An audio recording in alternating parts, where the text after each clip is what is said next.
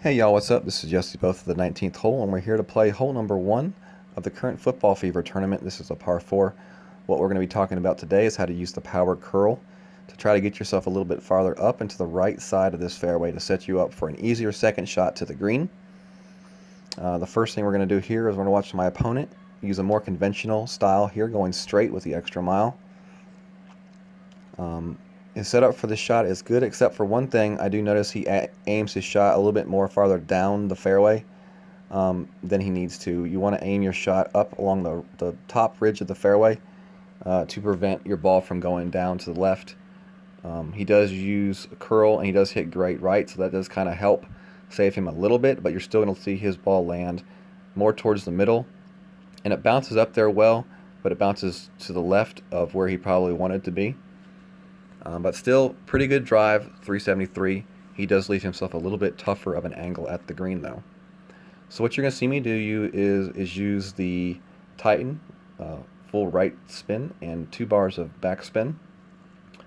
And we're going to be going with the quarterback. So the first thing I'm going to do is I'm going to extend my ball guide out as far as I can. Okay, from that spot right there, 5.6 miles per hour, right to left tailwind. What I am doing now is off the right-hand edge of my target. I'm imagining 5.6 miles per hour of distance. Okay, so from there, about 5.6 is landing my ball right in there, using the 1 mile per hour per ring for 100 accuracy club. Okay, so 5.5, 6 miles per hour is about 5.5, 6 rings. So that's where I'm getting my adjustment from there. I am aiming it off the right edge of my target. Okay. From there, I'm going to adjust my shot down to the left 20 rings. Okay. So from right edge to that dot is 10. From right edge to that second dot is 20. Okay. So right at 20 rings. And then I am actually going to add 1 or 2 extra rings to the left just to give myself a little bit of a buffer on the shot, because I do want to make sure I do not hit that rough. Okay, full right curl and full power, and we hit. And as you see, let me see if I can roll back here a little bit. As you see, my shot lands not very far away from my predicted spot. I think my predicted spot was somewhere like right in here, and I landed it right there. So those 2 extra bars of adjustment that I made, I could have probably not made those bars and been fine. So pretty good guesstimate right there on our landing spot. And as you're going to see the ball now, it's going to hit, and it's going to go over the edge of that rough, and I'm carry up a little bit up the fairway, more to the right side of where my opponent was. Even though he used an extra mile and I used a quarterback, I put myself in much better position. He might have gone a little bit farther, but the position that I'm in is a better position. From here, he's going to have to make his shot off the side of this fairway, which can be tricky at times, because if you don't hit a perfect shot, you can be in trouble. He is using a sniper, which is a pretty accurate club, so he does have that going in his favor. He makes his adjustment, which is actually a little bit of an under adjustment, but luckily for him, he hits a great right again.